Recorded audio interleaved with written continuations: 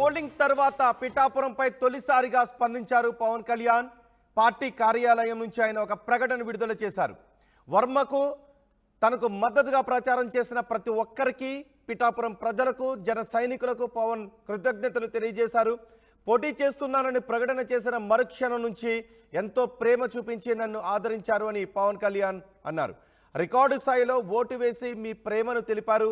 ఎన్నడూ లేని విధంగా 86.63% ఓటింగ్ నమోదైందని పవన్ అన్నారు. వర్మకు శ్రీపాద వల్లభుని ఆశీస్సులు ఉండాలి అని కోరుకుంటున్నానని పవన్ కళ్యాణ్ అన్నారు.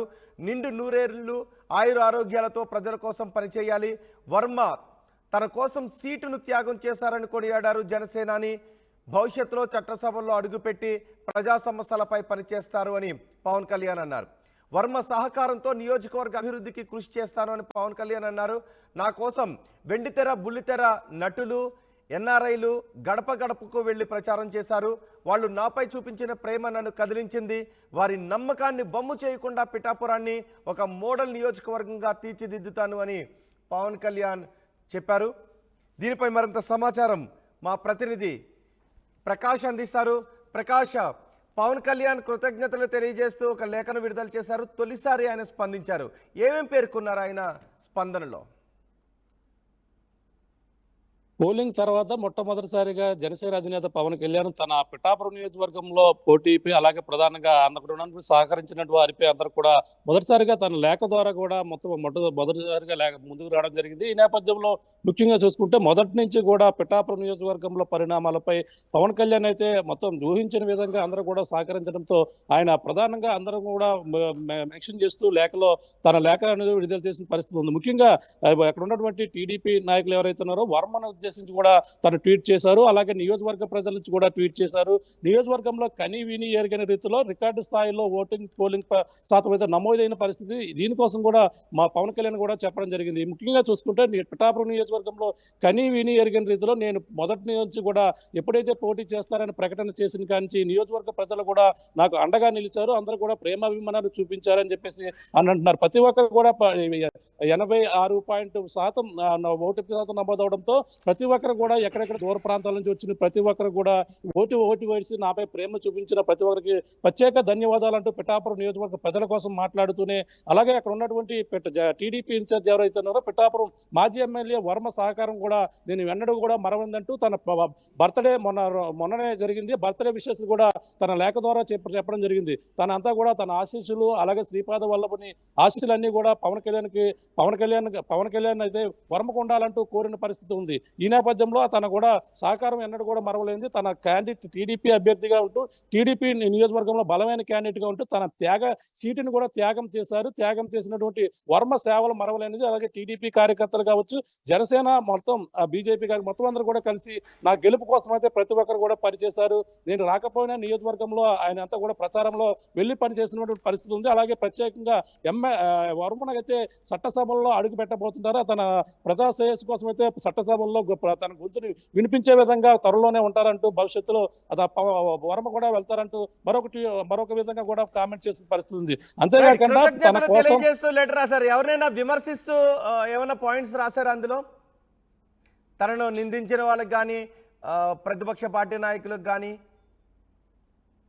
అంటే ప్రధానంగా అందులో అయితే కేవలం ఎవరైతే సహకరించిన వారి కోసం, అలాగే నియోజకవర్గ ప్రజల కోసం, నియోజకవర్గంలో అభివృద్ధి ఏ విధంగా చేస్తానో, అలాగే తన కోసం వచ్చినటువంటి వెండితెర నటులు, అలాగే బుల్లితెర నటులు ఎవరైతే ఉన్నారో అందరూ కూడా ప్రత్యేక ధన్యవాదాలు చేశారు. అంటే ఇంటింటికి వెళ్ళి గడప వెళ్ళి నా కోసం ప్రచారం చేసినటువంటి సినీ నటులు ఎవరైతే ఉన్నారో వాళ్ళందరూ కూడా ప్రత్యేక కృతజ్ఞతలు తెలుపడం జరిగింది. అంతేకాకుండా ప్రధానంగా నియోజకవర్గం ఒక మోడర్న్ సిటీగా తీర్చిదిద్దుతారని చెప్పేసి అన్నారు.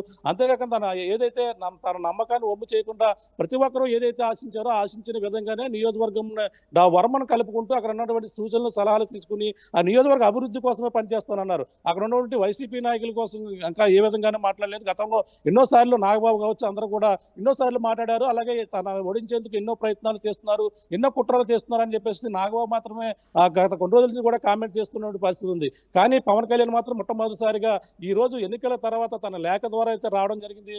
దానిలో కేవలం నియోజకవర్గ ప్రజల కోసం ఓటింగ్ పర్సంటేజ్ కని విని ఎరగని రీతిలో రికార్డు స్థాయిలో నా కోసం నాపై ప్రేమ చూపించడం కోసం చేసినటువంటి ఓటర్లందరూ కూడా ఆయన అందరూ కూడా ప్రత్యేక ధన్యవాదాలు తెలపడం జరిగింది. అవి ఈ విధంగా మొత్తం అందరి కోసం తన సహకరించినటువంటి జన సైనికుల కోసం మొత్తం అంతా కూడా పవన్ కళ్యాణ్ అయితే లేఖలో ప్రతి ఒక్కరి కోసం కూడా కృతజ్ఞత తెలిపిన పరిస్థితి ఉందని చెప్పాలి. కానీ ఎవరిని కూడా విమర్శించిన పరిస్థితి ప్రధానంగా కనపడలేదు. ఎందుకంటే పవన్ కళ్యాణ్ మొదటి నుంచి కూడా తన ప్రచారం పైన అలాగే మొత్తం రాష్ట్ర వ్యాప్తంగా ప్రచారం పైన కూడా దృష్టి పెట్టారు తప్ప నియోజకవర్గంలో వాళ్ళ వైసీపీ నాయకులపై మొదటి స్థాయిలో తీవ్ర స్థాయిలో కేవలం జగన్ ఉద్దేశించి మాత్రమే ప్రతిసారి కూడా కామెంట్ చేశారు. నియోజకవర్గంలో ఉన్నటువంటి వంగ గీతా విశ్వనాథ్పై కూడా ఏనాడు కూడా పవన్ కళ్యాణ్ కూడా మాట్లాడలేదు. కేవలం తన టార్గెట్ జగన్ మాత్రమే, వైఎస్సీపీ అరాచకాల పైన మాత్రమే టార్గెట్ అంటూ మొదటి నుంచి కూడా చెప్పుకొస్తున్నారు. ఈ విధంగానే మాట్లాడడం జరిగింది తప్ప అయితే ఎవరిని ఉద్దేశించి అయితే మాట్లాడిన పరిస్థితి లేదు. అలాగే నియోజకవర్గంలో ఆ పిఠాపురాన్ని అయితే మోడర్న్ నియోజకవర్గంలో తీర్చిదిద్దడంలో నేను ఎప్పుడు కూడా ఏ విధంగా అన్ని విధాలు కూడా ముందుగా ఉంటానని చెప్పేసి చెప్పడంతో పరిస్థితి ఉంది తప్ప ఏ విధమైనటువంటి కామెంట్స్ అయితే చేయలేదు మనం ప్రధానంగా చెప్పొచ్చు. ఏదేమైనా మొదటిసారిగా ఆయన అయితే ఎన్నికల పోలింగ్ తర్వాత అయితే ఈ విధంగా తన లేఖ ద్వారా కొంచెం ఆలస్యమైనప్పుడు ఒక రోజు ఆలస్యంగా అలాగే వర్మకు జన్మదిన శుభాకాంక్షలు తెలపడంతో పాటు నియోజకవర్గ ప్రజలకు అందరికీ ప్రత్యేక ధన్యవాదాలు. అలాగే తరలి వచ్చినటువంటి తన కోసం గడపడకు వెళ్ళినటువంటి సినీతారల కోసం ఈ విధంగా అందరికి కూడా ప్రత్యేక కృతజ్ఞతలు తెలుపుతూ ఈ విధమైన లేఖ అయితే చేశారని మనం ప్రధానంగా చెప్పవచ్చు. రోహిత్ రైట్ ప్రకాష్, పోలింగ్ తర్వాత పిఠాపురంపై తొలిసారిగా పవన్ కళ్యాణ్ స్పందించారు. ఒక లేఖను విడుదల చేశారు. కృతజ్ఞతలు తెలియజేస్తూ పార్టీ కార్యాలయం నుంచి ఒక ప్రకటన విడుదల చేశారు. వర్మకు తనకు మద్దతుగా ప్రచారం చేసిన ప్రతి ఒక్కరికి, పిఠాపురం ప్రజలకు, జన సైనికులకు పవన్ కళ్యాణ్ కృతజ్ఞతలు తెలియజేస్తూ ఆ ప్రకటన విడుదల చేశారు. పోటీ చేస్తున్నాను అని ప్రకటన చేసిన మరుక్షణం నుంచి ఎంతో ప్రేమను చూపించి నన్ను ఆదరించారు. రికార్డు స్థాయిలో ఓటు వేసి మీ ప్రేమను తెలియజేశారు. ఎన్నడూ లేని విధంగా 86.63% ఓటింగ్ నమోదైంది అని పవన్ కళ్యాణ్ అన్నారు. అంతేకాదు వర్మ గురించి కూడా మాట్లాడారు. వర్మకు శ్రీపాద వల్లభుని ఆశీస్సులు ఉండాలని కోరుకుంటున్నాను. నిండు నూరేళ్లు ఆయుర ఆరోగ్యాలతో ప్రజల కోసం పనిచేయాలి. వర్మ తన కోసం సీటు త్యాగం చేశారని పవన్ కళ్యాణ్ కొనియాడారు. భవిష్యత్తులో చట్టసభల్లో అడుగుపెట్టి ప్రజా సమస్యలపై పనిచేస్తారు. వర్మ సహకారంతో నియోజకవర్గ అభివృద్ధికి కృషి చేస్తాను అని పవన్ కళ్యాణ్ అన్నారు. ఒకసారి పవన్ కళ్యాణ్ ఈ లేఖను విడుదల చేసిన తర్వాత, ప్రకటన విడుదల చేసిన తర్వాత వర్మ కూడా మీడియాతో మాట్లాడారు. ఆయన ఒక ప్రెస్ మీట్ నిర్వహించారు. ఆ ప్రెస్ మీట్లో వర్మ ఏం మాట్లాడారు చూద్దాం. రాష్ట్రంలో ఉన్న అన్ని పార్టీలు కూడా తెలుసుకోవాల్సిన బాధ్యత, అదేవిధంగా నడుచుకోవాల్సిన అవసరం కూడా ఉంది.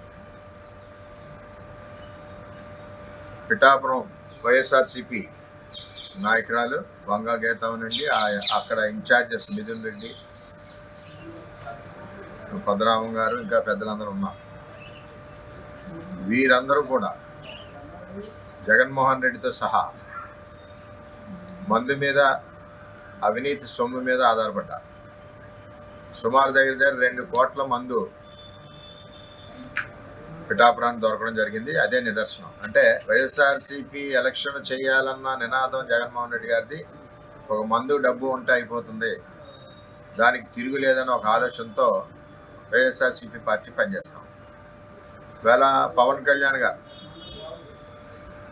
ఆయన కష్టార్జితం, సినిమాలు చేసుకునే సంపాదన, వేరే సంపాదన ఆయనకి లేదు. అదే జగన్మోహన్ రెడ్డి గారికి గంజా వ్యాపారం, లిక్కర్ వ్యాపారం, ఇసుక మాఫియా, మట్టి మాఫియా, రకరకాల వ్యాపారాలు వేల కోట్లతో ఉండి ఆ అవినీతి సొమ్ముతో పిఠాపురం నియోజకవర్గాన్ని ముంచేశారు. అలాగే లిక్కర్తో ముంచేశారు. కానీ ఇక్కడ తెలుసుకోవాల్సిన విషయం ఏంటంటే, జనసేన పార్టీకి సంబంధించి మేము కానీ అయినా ఎలక్షన్ కమిషన్ రూల్స్ ఏదైతే ఉన్నాయో 45 లక్షల ఖర్చు, ఆ ఖర్చుకు లోబడే మేము ఎలక్షన్ చేశాం. నిజంగా చెప్పాలంటే మా ఖర్చు అదే. మేము ఎక్కడా ఎవరికి మందు ఇవ్వలేదు, ఎవరికి లిక్కర్ ఇవ్వలేదు, ప్రలోభ పెట్టలేదు. కానీ రేపు వస్తే మీరు ఆర్థికంగా ఎలా నిలబడతారు ప్రజలు అని చెప్పి అది మట్టికి ప్రజల్లోకి నినాదం చంద్రబాబు పవన్ కళ్యాణ్ మేనిఫెస్టో తీసుకెళ్ళాం. అంటే ఇది ఎందుకు చెప్తున్నానంటే, ఇదంతా కూడా మీరు ఎంక్వైరీ చేయొచ్చు. ఎవరికన్నా ఒక మందు సీసా తెలుగుదేశం పార్టీ వాళ్ళు కానీ, జనసేన పార్టీ వాళ్ళు కానీ ఉమ్మడి కూటమి కాబట్టి ఎవరైనా ఇచ్చినట్టుంటే మేము తలదించుకుంటామని చెప్పి తెలియజేస్తాం. అంటే ఆ విధంగా ఎలక్షన్ చేసాం. ఇదొక డిమో ప్రాజెక్ట్. పిఠాపురం నియోజకవర్గ ఉమ్మడి అభ్యర్థి పవన్ కళ్యాణ్ గారి ఎలక్షన్ ఈ రాష్ట్రంలోనే ఒక డిమో ప్రాజెక్ట్, అంటే పైలట్ ప్రాజెక్ట్. అంటే మందుకు వ్యతిరేకంగా ఎక్కడా మందు కానీ ఇటువంటి కానీ తప్పుడు విధానాలు ఖర్చులు పెట్టకుండా ఎలక్షన్ చేసింది ఎక్కడంటే అది పిఠాపురం అని చెప్పి తెలియజేస్తున్నాం. అది కూడా ఎలక్షన్ కమిషన్ నిర్ణయించిన నిధులకు లోబడి, అంటే 45 లక్షల రూపాయలు లోబడి ఎలక్షన్ చేయడం జరిగింది. ఇది ప్రజలందరూ కూడా చాలా చక్కగా ఏదైతే మేనిఫెస్టోని గౌరవించారు తప్పితే ఏమీ ఇక్కడి నుంచి ఉమ్మడి అభ్యర్థి నుంచి ఏమి కూడా పిఠాపురం ప్రజలు ఆశించలేదు. ఈ లైన్లో వెళ్ళి పరిస్థితి ఈ విధంగా పిఠాపురం ఎలక్షన్ మేము చేసాం. అంచేత ప్రలోభాలకి లొంగ తీసుకోకుండా, ప్రలోభాలకి మనం చెప్పకుండా, మన మేనిఫెస్టో రేపు చేసి విధానాలు చెప్పి రేపు ఆర్థికంగా ప్రజలు ఎలాగ నిలబెడతారో చెప్పి చంద్రబాబు నాయుడు గారు, పవన్ కళ్యాణ్ గారు రాష్ట్ర వ్యాప్తంగా ఇచ్చిన మేనిఫెస్టోని కిందకి చెప్పి ఈరోజు పిఠాపురం పవన్ కళ్యాణ్ గారి ఎలక్షన్ నా చేతుల మీదుగా మేము ముందుండి నడిపించాం. కాబట్టి అందరం కలిసి జనసేన పార్టీ అవనండి, బీజేపీ పార్టీ అవనండి, ఈ విధంగా ప్రలోభాలు పెట్టకుండా, ఒక్క చుక్క మద్యం ఇవ్వకుండా ప్రభుత్వం నిర్ణయించిన విధానంలోనే పిఠాపురం ఎలక్షన్ జరిగిందని చెప్పి ఈరోజు రాష్ట్ర ప్రజలందరికీ కూడా తెలియజేస్తా ఉన్నాను. రాబోయే రోజుల్లో ఇదే విధానాన్ని రాష్ట్రం అంతా కూడా రేపు ముందు అవలంబించి ముందుకు నడిపించవలసిన ఆవశ్యకత కూడా ఉందని చెప్పి తెలియజేస్తూ, పవన్ కళ్యాణ్ గారికి ఈ రాష్ట్రంలోనే అందరికంటే ఎక్కువగా భారీ మెజార్టీతో నెంబర్ 1 స్థానంలో ఉండే విధంగా పనిచేస్తాం. అందరం కూడా తెలుగుదేశం పార్టీ 100కి 100 ఓట్లు కూడా జనసేన పార్టీకి ట్రాన్స్ఫర్ అయ్యాయి. దాంతోపాటుగా జన సైనికులు, బీజేపీ వాళ్ళు కూడా కలిసికట్టుగా ఓటు చీలకుండా పనిచేయడం వల్ల భారీ మెజార్టీ పవన్ కళ్యాణ్ గారికి వస్తుంది. అది కూడా రాష్ట్రంలో నెంబర్ 1 స్థానంలో ఉంటారని చెప్పి తెలియజేసుకుంటూ, పిఠాపురం ప్రజలకి పాదాభివందనం చేయాలి. ఎటువంటి ప్రలోభాలుకి లొంగకుండా ఈరోజు పవన్ కళ్యాణ్ గారికి భారీ ఎత్తున ఓటింగ్ చేసి, అంటే ఓటింగ్ సరళ పర్సంటేజ్ చెప్పేస్తుంది ఎంత ఎత్తున ఉందా. మరి ఈరోజు రాష్ట్రంలోనే అగ్రస్థానాన్ని నిలబెట్టడానికి కారకులైన ప్రజలందరికీ కూడా పేరు పేరున నమస్కారం.